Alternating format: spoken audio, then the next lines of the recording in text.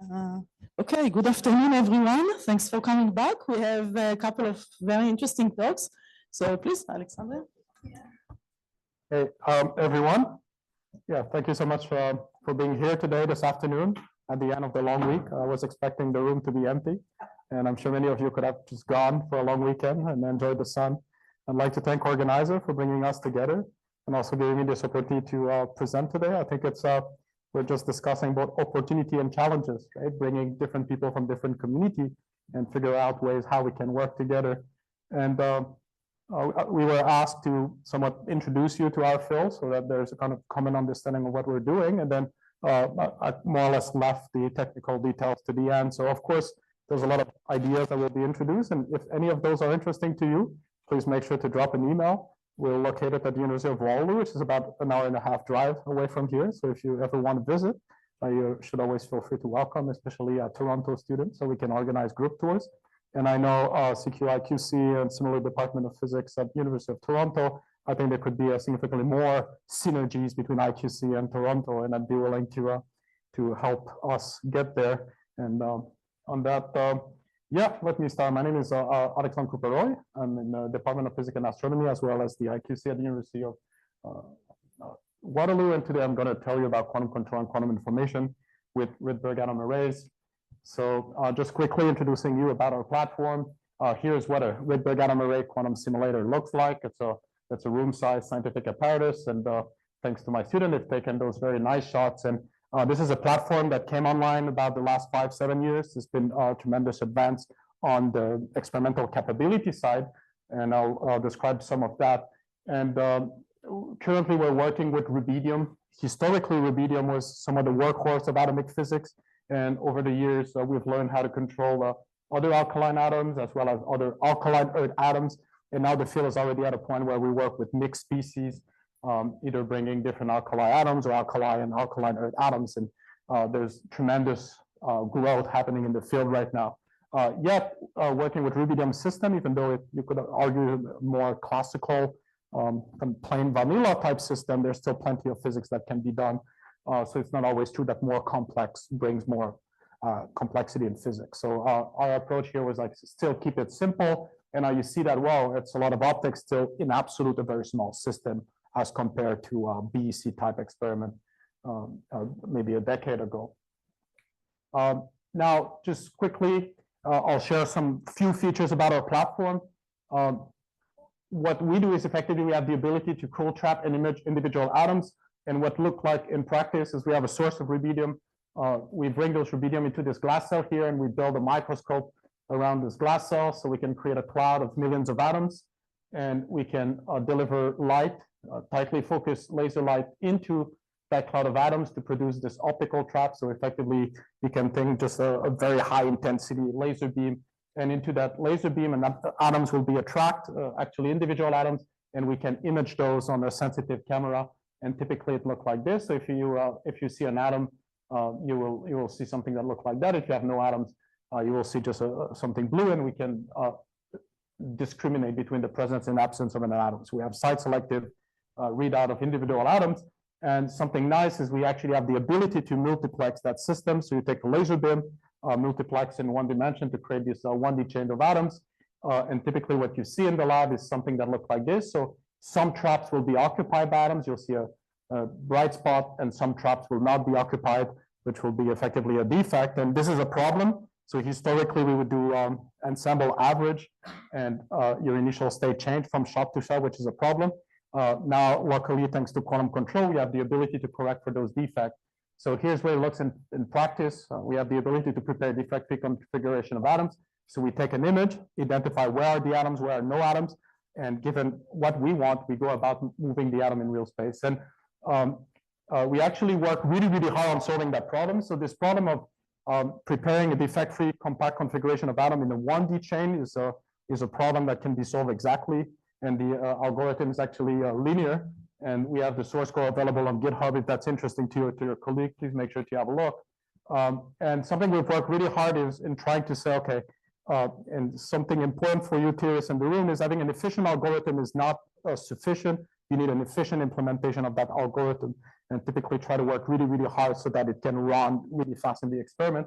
And here's typical experiment. We've worked really hard, and we can actually solve this problem in a few tens of microseconds, really pushing state of the art.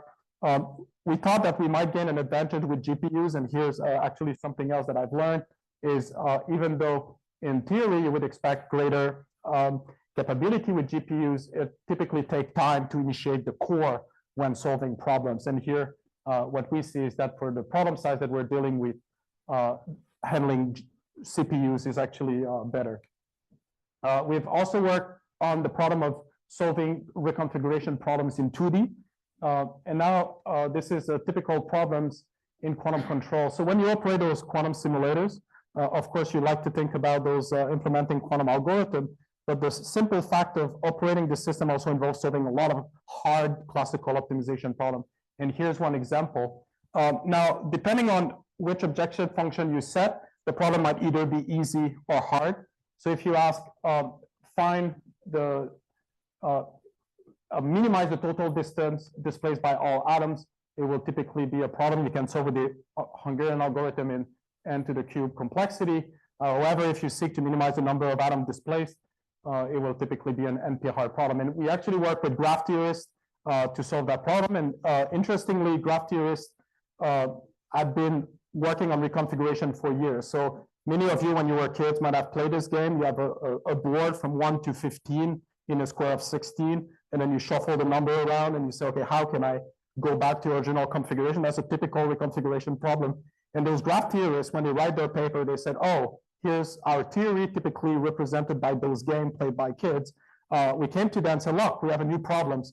And their eyes were opened up. Oh, finally a new field. And actually, it led to the establishment of new field. And it's been very productive collaboration working with these scientists. And once again, we've worked really hard on implementing those on both CPU and GPU. And turned out that for the problem size that we're dealing with, once again, the CPU provide greater advantages. Now, a third feature is not only can we create chamber, we can also scale up to larger dimension. So going from 1D to 2D, here you see a grid of 10,000 trap, and it's about state of the art. So now I'm not claiming that each of those traps will trap an individual atom. We're ultimately limited by how much power we can bring to a system, and it's just a limitation of the technology we can buy off the shelf. State of the art is about trapping up to 6,000 atoms. And the nice thing is we're not only limited to lattices, but we can also do arbitrary geometry. So for example, here's honeycomb lattices if you're interested in simulating honeycomb Kitaev model or realizing quantum spin liquids, etc. So there's a lot of flexibility. And of course, you could go about introducing spatial disorder. You could work on sublattices or arbitrary geometry, whatever you can think of. Yes. So a fourth features is that we can actually realize lattice spin models with large Rydberg interactions. I've shown you those nice 2D configuration. Each trap can have an atom or not, but a priori those atoms are in their hyperfine ground state. They're micron apart from one another, and they don't really care about one another. They don't see one another. They don't interact. So to bring interaction, we actually excite those atoms to a Rydberg state. This is a principal quantum number large, n on the order of 30 up to 70. And these Rydberg atoms have very large electric dipole moment, which induce strong interaction. And the way you can think about that is if you have two spins, two-level system, and you look at the joint basis, you have these four-state ground, Rydberg, Rydberg ground, and Rydberg, and you can just write the symmetric and anti-symmetric state. And what happens is if you have two atoms in the Rydberg state, you experience an energy shift on the order of V. And what is unique as compared to solid state platform is this V, this interaction strength between two Rydberg atoms is typically much, much greater than typical control scale, like omega, the Rabi frequency.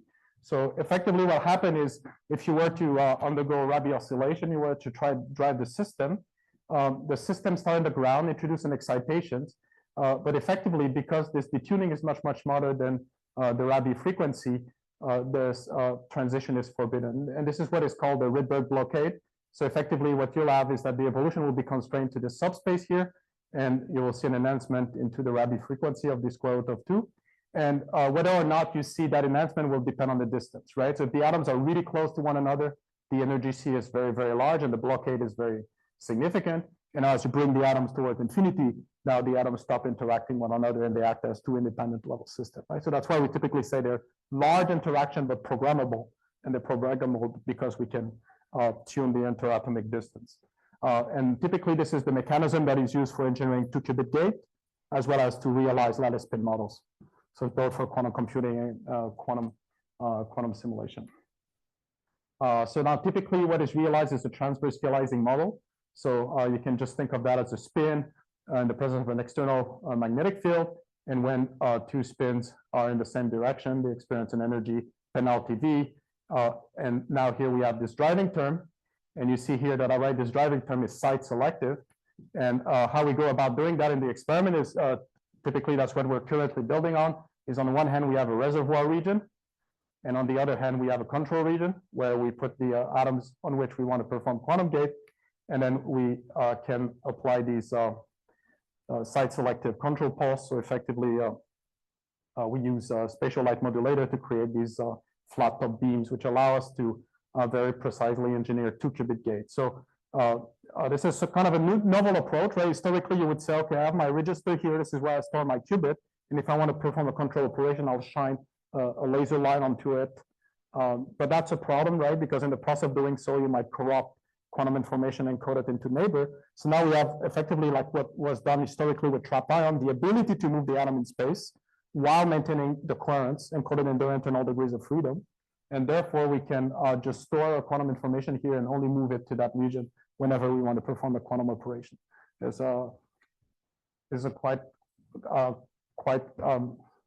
novel and impactful. Now, the challenge somehow is, in terms of quantum control, is realizing quantum control at scale for useful QIP applications, right? So over, if you look at the history of the field of quantum control, we've started having the ability to learn about quantum systems. So if you think about solid state NMR, bulk system, we do spectroscopy, we learn about their dynamics. In the field of cold atoms, we have create BCs, bulk system, and then gradually we learn, for example, with the work of Serge Roche, can we study single particles and its physics? And now we're going backwards, bottom up assembling large quantum systems. And now the challenge is how can we use the control techniques that we demonstrate for a few qubit and make them applicable at scales, right? And we've heard this morning the kind of challenge that involve a lot of engineering. And now, of course, you could say, okay, let's make it the goal. Let me create the largest many-body entangled system ever created by mankind. And maybe some of us will gain pleasure in that, but I think there's huge demand, especially from the Canadian government and our community, to demonstrate useful QIP applications. And I guess that's what this conference is about, quantum control and quantum information processing. Just to move along in that direction, I'd like to quickly share with you how I think about quantum control in the current context of our experiment. So by definition, quantum control enables precise manipulation of quantum system. So you typically start with a quantum system or a collection of quantum system, identical quantum system. And these could be either a collection, a temporal ensemble, or a spatial ensemble of identical quantum system described by Hamiltonian and its state. And we have a classical controller applying some control field C of t. And now we have a this time-dependent Hamiltonian. And typically, it's convenient to assume that this time-independent Hamiltonian generates some time average evolution, for example, using a average Hamiltonian theory of second-order perturbation theory. And this Hamiltonian generates the evolution, effectively time evolving this state. We have a measurement apparatus on which we go about performing projective measurement onto the system, which leads to these bit strings, information about the system. And we typically feed this bit string to a classical processor, which is now solving somewhat of a learning and feedback problem, right? It's learning about the system. And I think at least it's meaningful, and I know that many of you are doing that, and I saw some poster of thinking of a quantum control as a quantum feedback control. So saying that not only do we want to learn about the system, but we want to use that information in a meaningful way, either to bring the system towards a desirable state or stabilize it against fluctuations. And now typically what that feedback control system does, it extracts information, update the state of knowledge if you think in the Bayesian framework, and then some compute the feedback. So how should I react to a change in the environment, and go about feedback classical controller, right? So this is kind of maybe kind of classic quantum feedback control. Now, the field is moving towards, right? So over the next decade, what we're going to work on is not so much this representation, but saying, I have a quantum system, a quantum simulator, you have a quantum sensor. How can I use my quantum simulator as a controller of your quantum system, where now the controller itself is quantum, exchanging quantum information? I think for this context, we can think, okay, a classical controller updating, actuating a quantum system. And now there's, of course, a lot of things that can go wrong. There can be control errors, non-unitary evolution due to coupling to the environment, approximation errors when the Hamiltonian, the effective Hamiltonian that you generate is not exactly what you hope it was. There's temporal drift and fluctuation, spatial inhomogeneity, measurement apparatus might be noisy. And on the classical side, you might just have not enough information to reconstruct a full state of knowledge, limited resource in computing or memory. Hidden models, you might not know exactly what your system is, and typically hard optimization, as we've seen, and more importantly, latency. You need to be able to process and feedback fast. And more or less, this is what the field is about, right? Pick one star here and go about solving it, and you've made a contribution. And I think this unified us. And for us, we're actually indeed like tackling all these problems. Working in optimal control theory, dynamical decoupling, doing real-time stabilization, performing low noise measurement, doing efficient processing and decoding on GPUs, implementing Hamiltonian learning methods, implementing efficient algorithm, as well as the efficient implementation of low latency feedback system. So I'll just quickly highlight some of the work that we're doing in optimal control theory. So this is the work of Artem, you might have met. He was here the whole week, he presented the poster, he just raised his hand now. Make sure to drop by. So Artem has been working on the problem of synthesizing fast, high fidelity, and robust adiabatic control pulse for Rydberg atom arrays. And this might sound somewhat counterintuitive because you would say, okay, well, if I want a control pulse, I want adiabatic, right? So typically we know that adiabaticity allows to reach really high fidelity, but we wouldn't really think of adiabatic as fast, right? We might actually think of adiabatic as robust, but not necessarily as fast. And here, what I mean is we actually play some trick, right? So if you have a system and you want to go adiabatically from one state to the other, imagine you have an anti-level crossing, you'd like to remain in the ground state at all time. Now you know that as you cross the gap, you need to slow down, right? As the time scale on the order of 1 over the energy gap. And as the energy goes down, you need to go exponentially slow. But here you can play tricks to call like super adiabatic protocol, where you allow the system to be excited, and then you play tricks with the phase of your pulse, such as to bring back the information at the end into the ground state.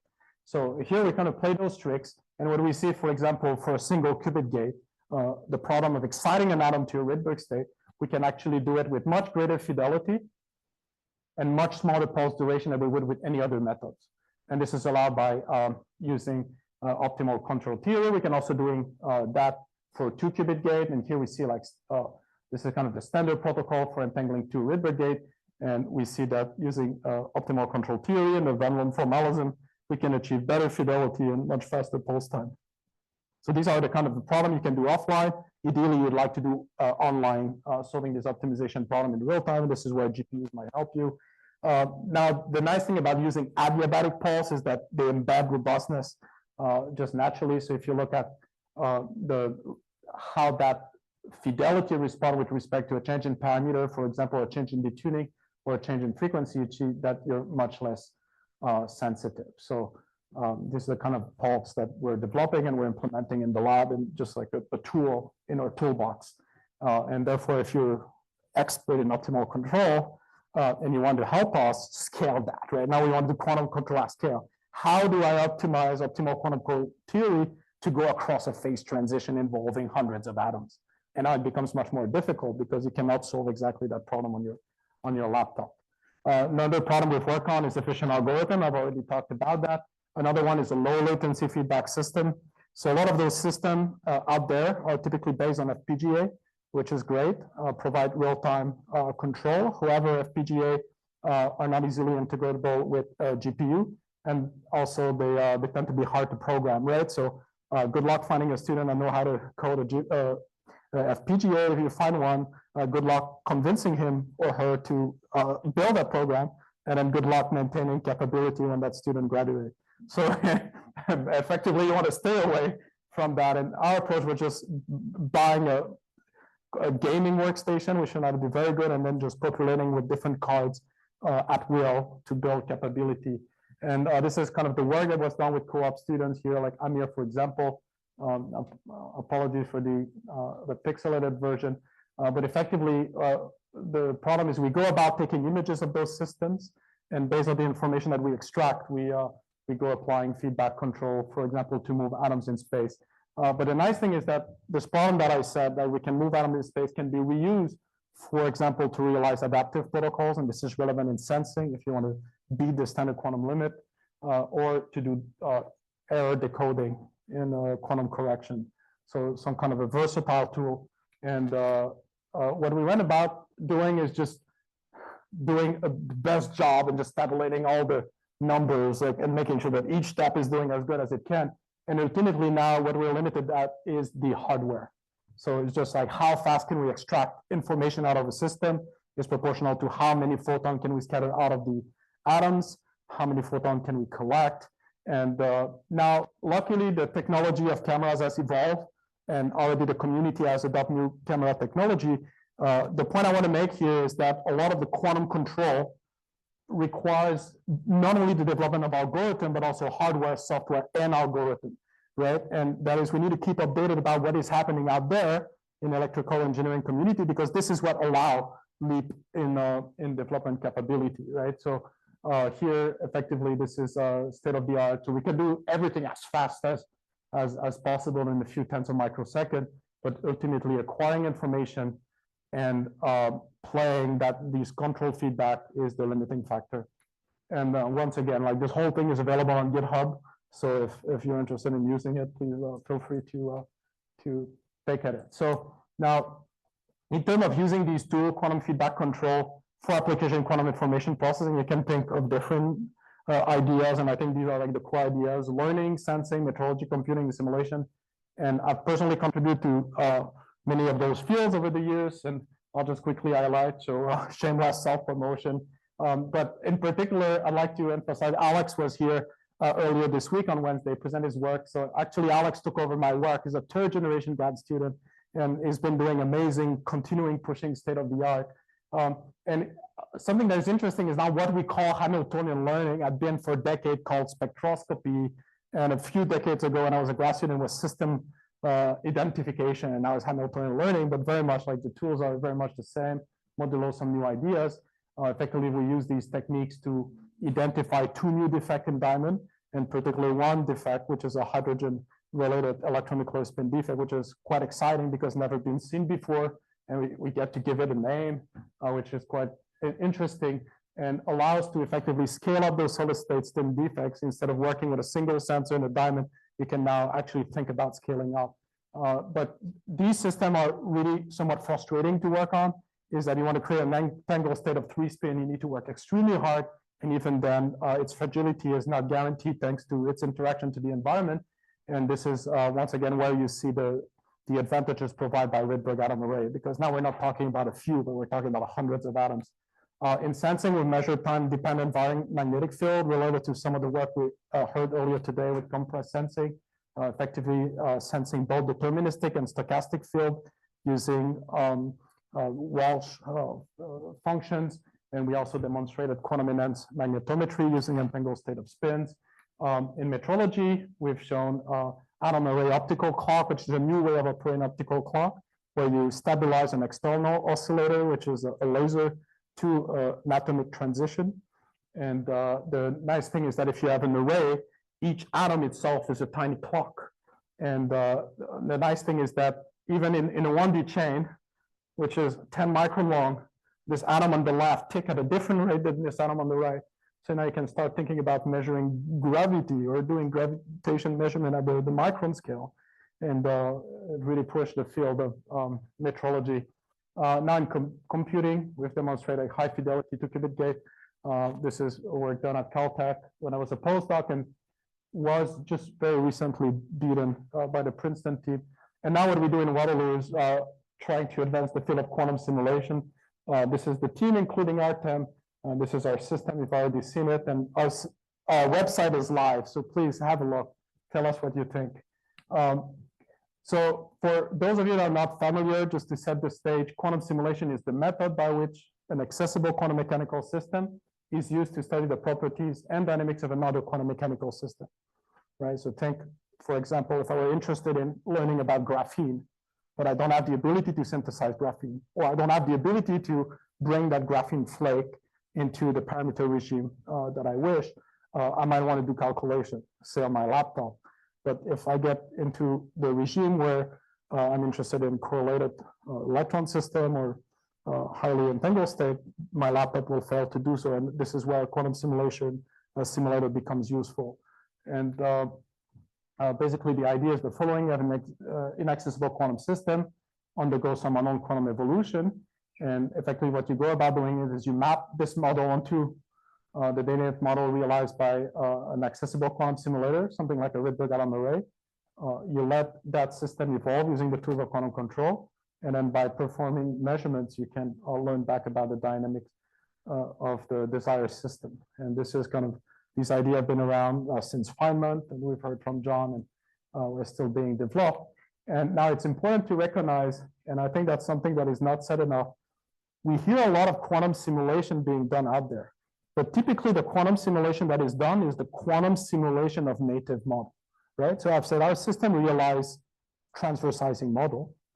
If I study the physics of transversizing model, I haven't done simulation, yes or no, right? I've just like studied the dynamics of my own system. So what would be more interesting if I could use my system, transversalizing model, lattice spin model, to study, let's say, the dynamics of interacting electron, fermionic system. But it turned out this is a very, very hard problem, right? Because it requires doing non-trivial mapping, effectively mapping fermion to qubit. And this is one of very much challenge in the field of quantum simulation, going beyond native models. Another challenge is not only bridging the gap between simulator and materials, but then bridging the gap from materials at small scale towards real quantum devices, right? Towards application. So imagine, once again, you have a quantum spin model, you're interested in simulating magnetic materials, let's say, or like skyrmions. You might want to use those for spintronic devices. And now we're talking like larger scales, and these spintronic devices could be used in energy efficient processor. And to bridge that gap, we actually set up a company. The company is called Upscale Quantum Solution. And I've been out there trying to pitch the idea to investors. And here's why it's very difficult, because realizing that vision, using quantum simulator to deliver application requires being successful in two different fields, right? One field is building a quantum simulator or quantum computer that can solve a meaningful problem at scale. And the second thing is making sure that whatever we learn from that simulator can inform on real application, for example, in the semiconductor industry.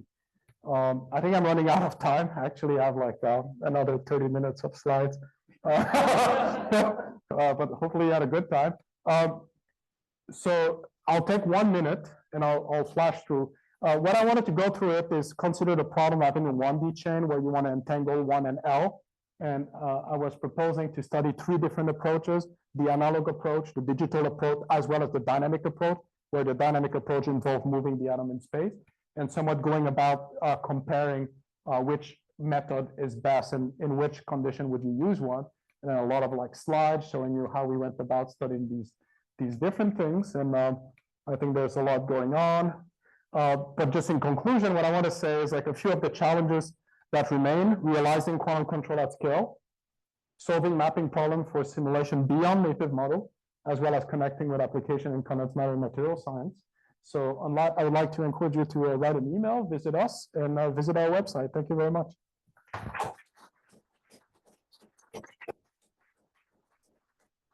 Thanks. That was beautiful question.